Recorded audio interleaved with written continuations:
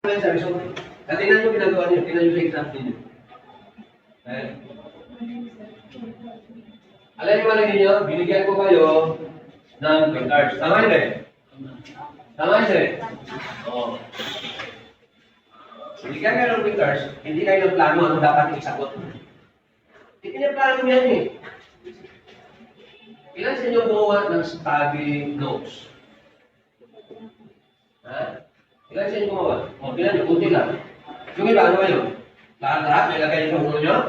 Ay, okay. It's a miracle. Bukas ng exam, kayo kayo mag-aaral, lagay yung lahat sa ulo nyo. Ang pag-aaral, araw-araw yan.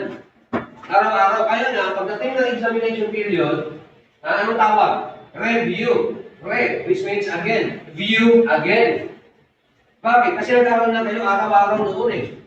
Ganun ang habit, pag-aaral, hindi yung puro kayo scatter, scroll.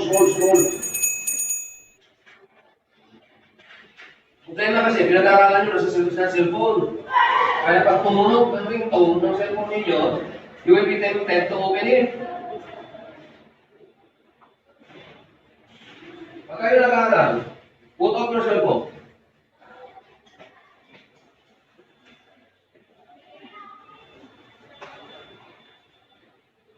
Ay, naglugay ko na estudyante. Nasanay kasi kayo na hindi kayo pinubugbog sa pag-aaral. Nung kayo sa elementary at high school, puro kayo appreciation. Nasubrahan kayo sa appreciate. Yung mga anak ko, hindi yan nasasabi sa akin. Ha? Kung graduate na yung mga anak ko, hindi yan sila nasasabi sa akin kung ano ang grade nila, ano ang performance na sila. Wala. Mag-import na lang ako sa inform ko sa mga teacher. Sir, ato sa school, may bata niyo mo, sir, may anak may edad. Kinamilan niya sa parent na magtakbo sa iya. They never inform me. Ang school na nag-inform sa akin. Kasi kung sinasabi mo sa mga anak ko, do your best. Do your best. Alam niyo man, mahal ang mission.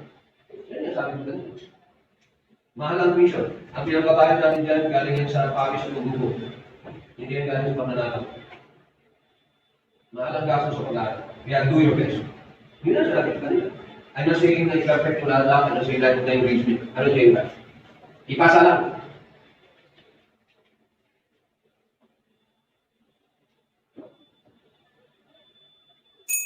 Okay? So ano ang mensahe ng grade niya? Ng period? Sabi mo, buti ba tayo magtaon dyan? Ibig sabihin, kulang pa. Kulang pa ang pag-aaral mo. Yun ang mensahe. Yun ang message.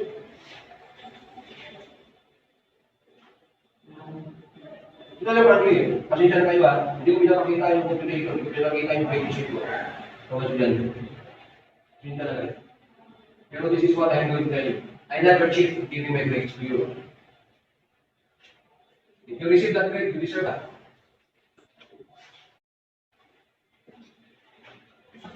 Ilang taon na magtuturo? I never cheated.